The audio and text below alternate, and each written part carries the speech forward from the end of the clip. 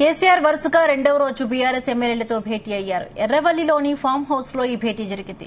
Medchal MLA Mallareddy, Malkajgiri MLA మర్రి Rajasekhar Reddy, Uppal MLA Bandaru Lakshma Reddy సహా ఎమ్మెల్యేలంతా ఈ భేటీలో పాల్గొన్నారు.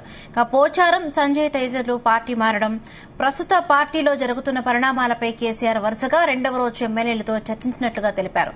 పార్టీని ఎమ్మెల్యే వేయడానికి గల పరిస్థితులపై చర్చించారు.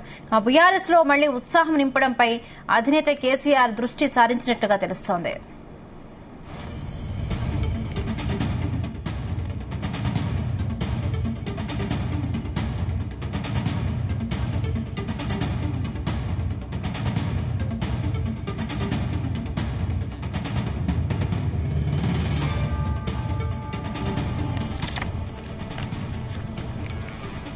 కేసీఆర్ వరుసగా రెండవ రోజు బీఆర్ఎస్ ఎమ్మెల్యేలతో భేటీ అయ్యారు. ఎర్రవల్లిలోని ఫామ్ హౌస్ లో ఈ భేటీ జరిగింది. మేడ్చల్ ఎమ్మెల్యే మల్లారెడ్డి, మల్కాజ్గిరి ఎమ్మెల్యే మర్రి రాజశేఖర్ రెడ్డి, ఉప్పల్ ఎమ్మెల్యే బండారు లక్ష్మారెడ్డి సహా ఎమ్మెల్యేలంతా ఈ భేటీలో పాల్గొన్నారు. పోచారం, సంజయ్ తదితరులు పార్టీ మారడం, ప్రస్తుత పార్టీలో జరుగుతున్న పరిణామాలపై కేసీఆర్ వరుసగా రెండవ రోజు ఎమ్మెల్యేలతో చర్చించినట్లుగా తెలిపారు. పార్టీని ఎమ్మెల్యే వీడడానికి గల పరిస్థితులపై చర్చించారు. బీఆర్ఎస్ లో మళ్లీ ఉత్సాహం నింపడంపై అధినేత కేసీఆర్ దృష్టి సారించినట్లుగా తెలుస్తోంది.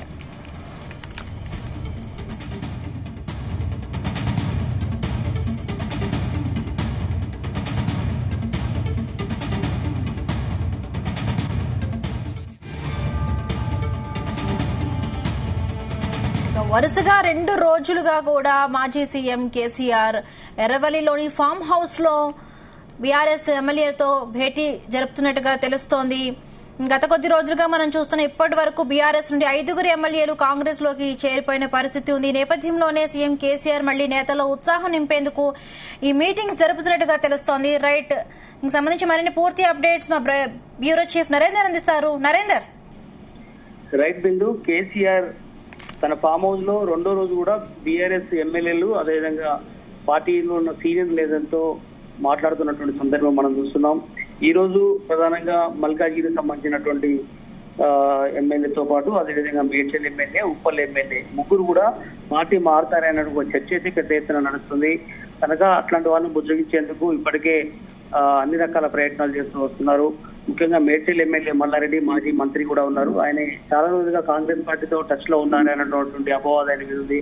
ఆయన ఆస్తులకు సంబంధించిన ఇష్యూలో ఇప్పటికే కాంగ్రెస్ పార్టీకి సంబంధించిన నేతలు ఇద్దరి మధ్యలో మాటలు యుద్ధమే నడిచింది. ఇలాంటి టైంలో ఖచ్చితంగా కాంగ్రెస్ లో చేరుతారు అన్నటువంటి చర్చ కూడా జరిగింది.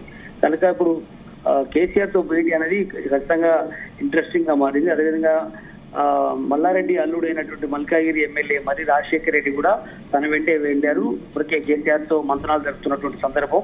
అదేవిధంగా ఉప్పల్ ఎమ్మెల్యే బండారు లక్ష్మారెడ్డి అయితే ఆల్మోస్ట్ పార్టీ మారబోతున్నారనేటువంటి స్పెక్యులేషన్స్ వచ్చాయి. ఎందుకంటే ఆల్రెడీ జానారెడ్డి తోటి మాజీ మంత్రి సీనియర్ లీడర్ కాంగ్రెస్ లీడర్ తో భేటీ కావడం వల్ల ఎత్తున ఫొటోస్ కూడా బయటకు వచ్చాయి. కనుక బండారు లక్ష్మారెడ్డి కూడా పిలిపించినట్టుగా తెలుస్తోంది కేసీఆర్. ఇప్పటికే ఫామ్ హౌస్ లో ముగ్గురు ఉన్నారు, మరికొందరు ఉదయం కూడా కలిసి వచ్చారు. అలాగే నిన్న కూడా పలువురు ఎమ్మెల్సీలు కావచ్చు, లేదంటే కొంతమంది ఎమ్మెల్యేలు, మాజీ మంత్రులు కూడా నిన్న కలవడం జరిగింది. ఎవరెవరు పార్టీ నుంచి విడబోతున్నారు విషయం ఉంటే సూటిగా చెప్పండి కూడా కేసీఆర్ వాళ్ళని అడిగినట్టు తెలుస్తోంది. కానీ కొంతమంది మాత్రం ఎవరు మేము పోవట్లేదని చెప్పారు. కొంతమంది మాత్రం నర్మగర్భంగా మౌనంగా ఉన్నట్టుగా తెలుస్తోంది. ఏదైనా కూడా భవిష్యత్ అంతా మనది, ఖచ్చితంగా కూడా కాంగ్రెస్ పార్టీ ఇచ్చినటువంటి హామీలు ఏమి కూడా నెరవేర్చలేని పరిస్థితిలో ఉంది. పెన్షన్లు కావచ్చు, విద్యుత్ కావచ్చు, లేదంటే ఇరిగేషన్ సంబంధించిన అంశాలు కావచ్చు, ఇవన్నీ కూడా మాట తగ్గిన నేపథ్యంలో మనకు ప్రజల్లోకి వెళ్దాము, ఖచ్చితంగా ప్రజలంతా మన వైపే ఉన్నారనే విషయాన్ని, భరోసాని ఎమ్మెల్యేలకు కల్పిస్తున్నటువంటి పరిస్థితి మనం నిన్న కూడా చూసాం, ఇవాళ కూడా చెప్పారు. ఇప్పటికే అనర్హత వేటు వేయాలి, పోయిన వాళ్ళ పరిస్థితి అగమ్య గోచరం ఉంది, ఎవరు కూడా పోయే సాహసం చేయకండి అని కూడా చెప్పే ప్రయత్నం, వాళ్ళని ముద్రగించే ప్రయత్నం ఇప్పటికే ఎమ్మెల్యేలు చెప్తున్నారు. ఎందుకంటే ఇప్పటికే బీఆర్ఎస్ నేతలు గడిచిన వారం రోజులుగా ప్రయత్నం చేస్తున్నారు. ఇప్పటికే హైకోర్టుకు వెళ్లారు, సుప్రీంకోర్టు కూడా త్వరలో వెళ్లి వాళ్ళ మీద అనర్హత వేటు వేసే విధంగా మేము ప్రయత్నం చేస్తున్నాం, ఎవరు కూడా వెళ్ళడానికి ప్రయత్నం చేయకండి, వెళ్ళినా కూడా అదే పరిస్థితి మీకు ఎదురవుతుంది అన్నటువంటి విషయాన్ని ఇండైరెక్ట్ గా వాళ్ళకు చెప్పే ప్రయత్నం, ఇండైరెక్ట్ గా శుతిమెత్తగా వాళ్ళని హెచ్చరిస్తున్నట్టుగా కూడా అనిపిస్తోంది. ఏదైనప్పుడు కూడా ఈ రోజు ముగ్గురు సీనియర్ లీడర్లు కలవడం, ప్రస్తుతం గ్రేటర్ సంబంధించినటువంటి ఎమ్మెల్యేలు కలవడం అనేది హాట్ టాపిక్ గా మారింది. వీళ్ళందరినీ కూడా ఓ దశలో ఉద్యోగిస్తూనే ప్రస్తుత పరిస్థితిని వాళ్ళకు అర్థమయ్యేటట్టుగా కేసీఆర్ చెప్తున్నటువంటి పరిస్థితి మనం చూస్తున్నాం. అంటే నరేందర్, మనం చూస్తున్నామంటే కేసీఆర్ ఇప్పుడు బుజ్జగింపులతో అంటే ఎవరైతే ఉన్నారో వీళ్ళందరూ కూడా మళ్ళీ నేతలందరూ కూడా ఆగిపోయే పరిస్థితి ఉంటుందనుకోవచ్చా? ఎలా చూడాలి నరేందర్? ఖచ్చితంగా, ఎందుకంటే మనం 2019లో దాదాపు 100 మంది ఎమ్మెల్యేలుగా కనిపించారు. వివిధ పార్టీ నుంచి వచ్చిన వాళ్ళు కావచ్చు, సొంత పార్టీ వాళ్ళు చేసినటువంటి పరిస్థితిలో తెలంగాణ భవన్లో కానీ లేదంటే మనకు అసెంబ్లీలో కానీ నిండుకుండలాగా మొత్తం గులాబీ కండోలతో కనిపించినటువంటి ఎమ్మెల్యేలు ఇప్పుడు ఆల్ ఆఫ్ సడన్ గా మొన్న ఎన్నికల్లో 39 మంది మాత్రమే గెలవడం, వాళ్ళు ఇప్పటికే 5 పార్టీ మారిపోయినటువంటి సందర్భం, ఒక ఎమ్మెల్యే ఈ మధ్యకాలం ఉప ఎన్నికల్లో ఓడిపోవడం, ఇలాంటి పరిస్థితుల మధ్య మరికొంతమంది 10-15 మంది ఇప్పటికే పార్టీ మారుతారనేటువంటి సంకేతాలతో గులాబీ బాస్ కు కొట్టేలాగా అనిపిస్తుంది. ఇప్పటికే ఒక పక్క అనర్హత వేటు అని అంటూ ఒక పక్క వాళ్ళని బుజ్జగించే ప్రయత్నం, మరో పక్క ఉన్న వాళ్ళని కాపాడుకునేందుకు ఇలా కేసీఆర్ ఫామ్ హౌస్ పిలిపించుకొని వాళ్ళు మాట్లాడే ప్రయత్నం.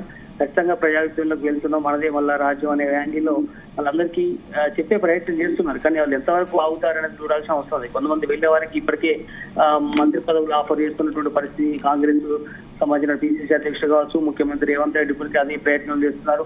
మరికొంతమందికి వివిధ రకాల కాంట్రాక్ట్ కావచ్చు, మరికొంతమందికి వివిధ రకాల ఆశ చూపుతున్నట్టుగా అర్థమవుతుంది. ఏదైనప్పుడు కూడా ఇక్కడ అంటే బీఆర్ఎస్ పార్టీలో ఉన్నప్పుడు స్వేచ్ఛ లేదన్నటువంటి ఆలోచన చాలా మంది ఎమ్మెల్యేలు కలుగుతుంది.